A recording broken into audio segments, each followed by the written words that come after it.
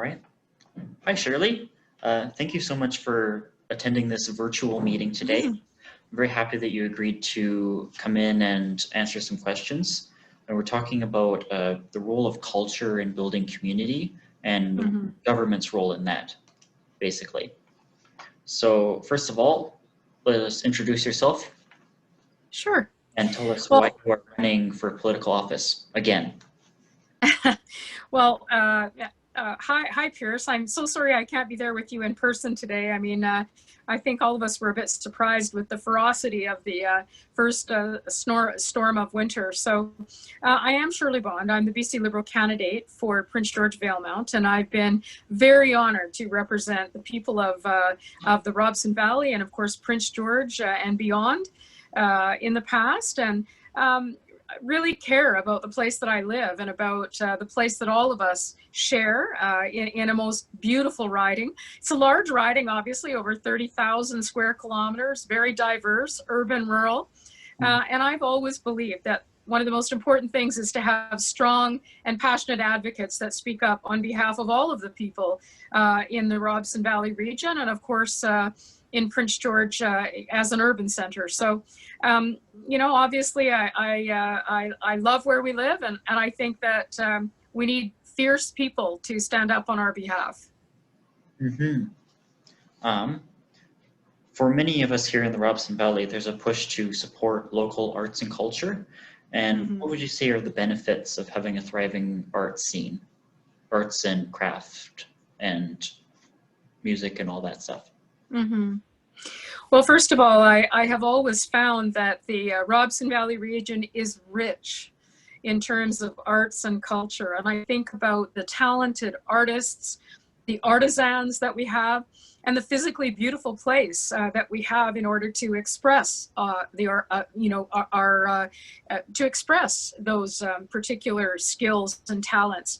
So from my perspective, I see it a couple of ways. I think that having a vibrant arts and cultural sector, not just in the province, but in Prince George-Valemount, are about quality of life. They're about, you know, and many studies have been shown to demonstrate that people who are involved in arts, it actually helps them in terms of critical thinking skills and a variety of other skills we don't necessarily associate with arts and culture. So I think it's essential. And I think we have the perfect physical place, you know, surrounded by mountains, beautiful outdoors, to actually capture and showcase the importance of the skilled and talented people we have that live in the Robson Valley region. So, you know, you just have to look around you and some of the incredible things that happen in the Roundhouse Theatre in Valemount. The fact that we built a new school with a community theatre in it. There's reasons for that. And, you know, so I think an important part of any community, but I think especially strong and vibrant in the Robson Valley region, as it should be. Yeah. And what would you say the government's role should be in supporting arts and culture, especially for small communities like us, where we don't necessarily have all the access to cultural activities? So first of all, you know, I want to recognize that so much of what happens in the arts and culture sector is a result of volunteers, people who step up because they care deeply. It's also about donors, people who give of themselves, give up their time, give up their financial resources. But I do absolutely think there's a role for government. I think that especially in smaller and more rural communities, often where there's a thriving arts and culture sector. But, you know, I've always argued that communities, you know, if you stop and think about McBride and Valemount and all points in between, very small tax base. And those dollars have to be spread a long way. And so government does have a role to play. And I think that part of the government's role is to showcase talent, to support new and emerging artists, to give them a chance to get started, to support cultural and historical opportunities for people to learn about the places they live and their culture, you know, supporting productions and presentations. And I know that's happened in McBride and in the Robson Valley region, where even a small grant of $1,000 or $2,000 allows an artist to tell a story or write a song. And I've seen that happen in the Robson Valley region. So absolutely there's a role for government, but I also think that it's important for us to recognize that there is an enormous volunteer base, donors who care about this passionately. And I think together, that's how we fund and support a thriving arts and culture sector in British Columbia, a combination of all those things. Yeah, because we don't have the tax base, of course, but having that little bit of help from the government in terms of grants and money to allow certain things to get off the ground is very important for us. And Pearson, if I might, you know, there's a great Creative BC, for example, exists in British Columbia, and they have a series of funded programs that allow emerging artists and people to produce, and you know, lots of support come through that particular program. So I think those are essential, and I think we need to continue to find ways to supplement the great work that's being done in communities. And I think a really practical example of that, if I might, is just use the example of the new school, the secondary school that was built in Valemount, or the Roundhouse Theatre in McBride. It's how you look at building infrastructure as well. How do you, when you're building a new school or building a new facility or supporting an event, you know, something in a community, even a housing complex, how do you think about incorporating places to share music and art and all of those drama, all of those things in the built environment? So I think we need to think innovatively about how we build buildings and how we support smaller communities in particular. yeah, because there is a need to have a good infrastructure.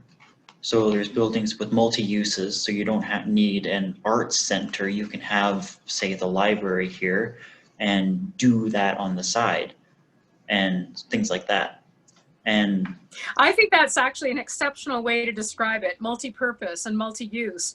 You're right, we don't have to necessarily have purpose-built, although when you think about Roundhouse Theatre and the Valemount Community Theatre, they are exceptional places to perform and to attract concerts. So I think it's a mix of those, but I love the way you described it, that you know, even if it's if you're thinking about building a seniors home, how do you make sure that there's room for music and sharing of stories? And so you're right, I love the way you described that. You know, how do you find ways to find more multi-purpose uses, especially in smaller communities where we don't have a big enough tax base to do all of those things? And government needs to be conscious about those kinds of funding opportunities. And one thing we're really trying to push in Robson Valley is the notion of creating local things. So instead of buying mass-produced things, we have resources here and we can build things here like micro industries, niche industries, whereas normally in a lot of places in the province we ship our natural resources out and then bring in stuff. And it integrates with arts and culture because a lot of manufacturing and production is very artsy and like niche based, where it's small groups of people building things. And how can that be helped? Well, first of all, I think that, you know, there are a few better places than the Robson Valley region to talk about those things. I think about skilled people in the region, for example. I often think about how people create musical instruments, beautiful musical instruments, out of what could be considered junk wood. And I see it as value add. How do we find ways to take the resources that we have and add value to the process, keeping things closer to home, looking at how we support local artisans, how do we encourage exactly what you've said, basically a cottage industry type approach where we do look at niche small, perhaps micro businesses and those kinds of things. So I think it, and what I have certainly seen in my time as the MLA is that there is a desire for that. If you even look at something as basic as and important in our region as farmers markets, and the opportunity to purchase not only handmade things but also locally grown produce, all of those kinds of things. I think there is a real sense, a growing sense of people wanting to support local, wanting to support natural and value add. And you're right, there certainly are concerns when we are looking at, what do we ship and what do we then receive back? And I think that authentic work by artisans is highly sought after. So I see it as part of the creative economy. And I think that we often think of arts and culture separately from the economy. And I think we shouldn't do that. I think there are some things we think separately, but I think it is part of the economy of British Columbia. And I think we can capitalize on that. So, great question. And I think growing demand, people want to see things closer to home. And I've seen many examples like the instrument building in the Robson Valley, the artwork that goes into building an instrument from something that most people would think is just waste, I think is an incredible example.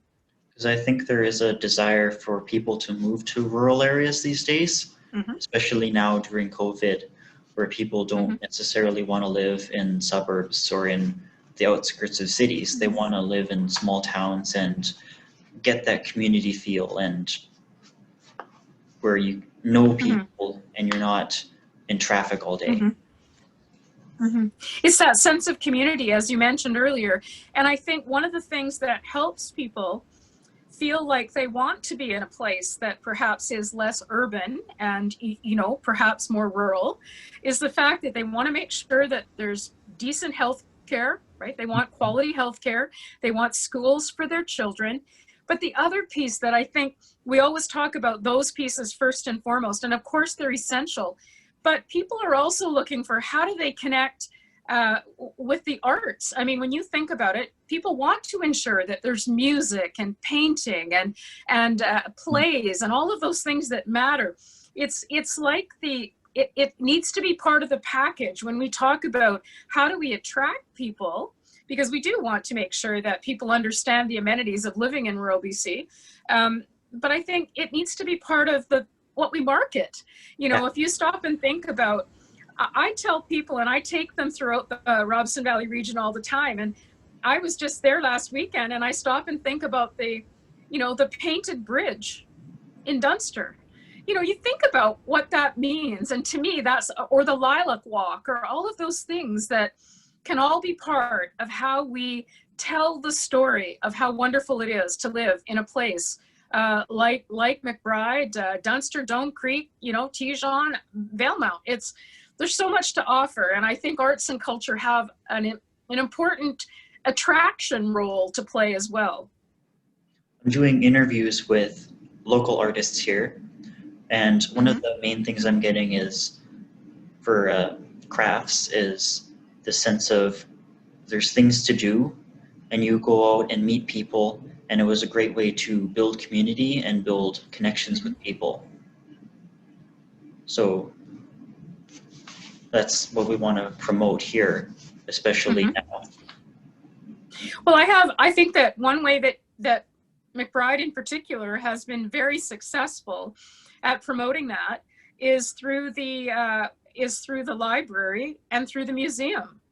I have stopped through there many times, and I look at some of the incredible programs that are offered through the museum and through the library. A chance to make things, to create things, to do that with other people around you. And I think the work has been exceptional. And so if you think about from the arts and artisan, sort of product side, that's been really important, but also the cultural side, the displays, the story of local families, the history that's been displayed there.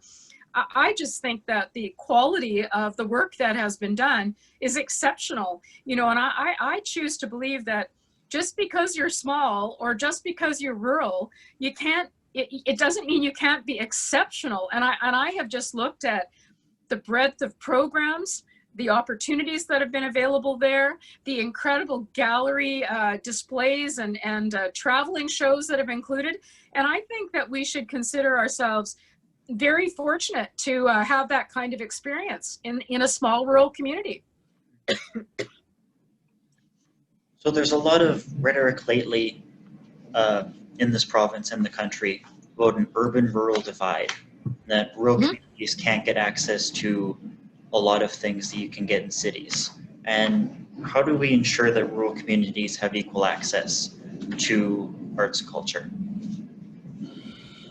Well, I think that first of all, we need to make sure that there are programs available that emphasize and are accessible to smaller rural communities, and specifically designated programs. It's the same as when you think about emerging artists. There's lots of ways to support, the big successful, arts organizations and all of those things. But I, for example, have been very strongly supportive during my time in government of finding those emerging artists, those small rural communities, as I said earlier, where $2,000 allows a budding songwriter to take the time to participate in their craft. So, I think that I think we need to have specifically targeted and focused programs that recognize that there are often more needs in smaller and rural communities for that kind of financial support. And again, I don't think it needs to be massive numbers of dollars. It's been incredible to me to watch what can be accomplished even with a small targeted grant. But I do want to say that I think that this is one area where small and rural communities actually can capitalize on the very thing you were talking about, those local skills, those incredible artists and artisans that tend to love living closer to nature, being outside of large urban centers. So I actually think that this is one area where, from a wealth of skill and talent perspective, I think many rural communities and regions, especially like the Robson Valley region, you think about the music festival and what it takes to put that on, but how fantastic that is. So I think this is one place where all of the expertise doesn't have to come from or resources urban to rural. I think we should be sharing our stories from rural to urban. And I think we could take advantage of the incredible people and products and just connection to the land that we have in rural British Columbia in particular. So I think that we should tell our story and continue to tell that story. And I think this is one area where we can say to urban British Columbia, look what we have to offer. Well, thank you. That's all my questions for today. Is there anything you would like to add? Well, first of all, I'd like to thank you for your very, very thoughtful questions. I think one of the things that doesn't necessarily make it to the headlines during an election campaign is the importance of things like this. Mm-hmm. How do we actually build community, and how do we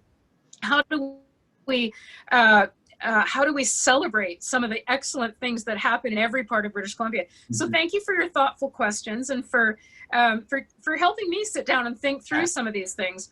And I also just want to recognize something that I think was incredible, and that was the whole celebration of arts and culture and the connection to the land that took place at Chantawudajat, the ancient forest, 2 years in a row. And I was deeply moved by hearing music and seeing art and dance captured in that ancient forest in a way that seemed so touching and so amazing. That would not have happened without incredible people in the Robson Valley region. You know, I think about Dome Creek and the people who worked so hard in the community association and others, including Danielle Allen and Sheila Monroe and others. So I just want to recognize that, say thank you, and point out that wonderful, amazing things can happen when leaders in communities step up. And I think that was one of the most amazing celebrations of arts and culture. And I hope we can find ways to continue those kinds of events in the years and the months ahead. We were just talking about the ancient forest, and I talked to a couple out in Dome Creek that wanted to preserve it because it was originally supposed to be logged. Mm-hmm.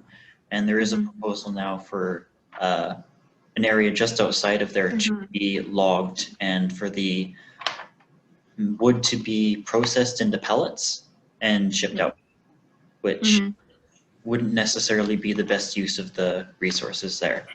And there is absolutely talk about we have to build the economy, but at what expense? And if we have a community with jobs, that'll be good, but we do need attention put towards arts and culture and building a vibrant community where people want to live, not just work. Definitely, there's been a lot of concern expressed about that. I can assure you that I'm concerned as well. And I have always said, Pierce, that from my perspective, it's never about just the economy or the environment. It's about both. And we have to find the proper balance. We need to, nobody wakes up in the morning, I hope, and wants to think about destroying the environment. I don't want to, for sure. I want young people like you to inherit the incredible province that I was blessed to inherit. So I do think those are areas of concern. I worked very hard to ensure that Chunta-Woodajot became a Class A provincial park. So I think we are right to be concerned about those kinds of things. And again, it's not about the economy or the environment. We need to find a way to deal with both of those. And you know, from my perspective, we are blessed to have the only inland temperate rainforest in the world. And we should honor and recognize that. And that's why I was so thrilled to be part of the organizing group that brought together that incredible celebration of arts, culture, and nature, and the role of First Nations. And the partnership with First Nations was fantastic. So thank you again for your time today, for your support team that are there with you, for the great work done. You know, I recognize the Whistle Stop Gallery behind you, and I love the Robson Valley region, and look forward to celebrating future events with you, hopefully in the days ahead. Thank you, Shirley. And virtual handshake. Okay, and a virtual wave. And be safe out there on the roads, and thank you again for your thoughtful questions and your time today. I really appreciate it. Thank you. See ya.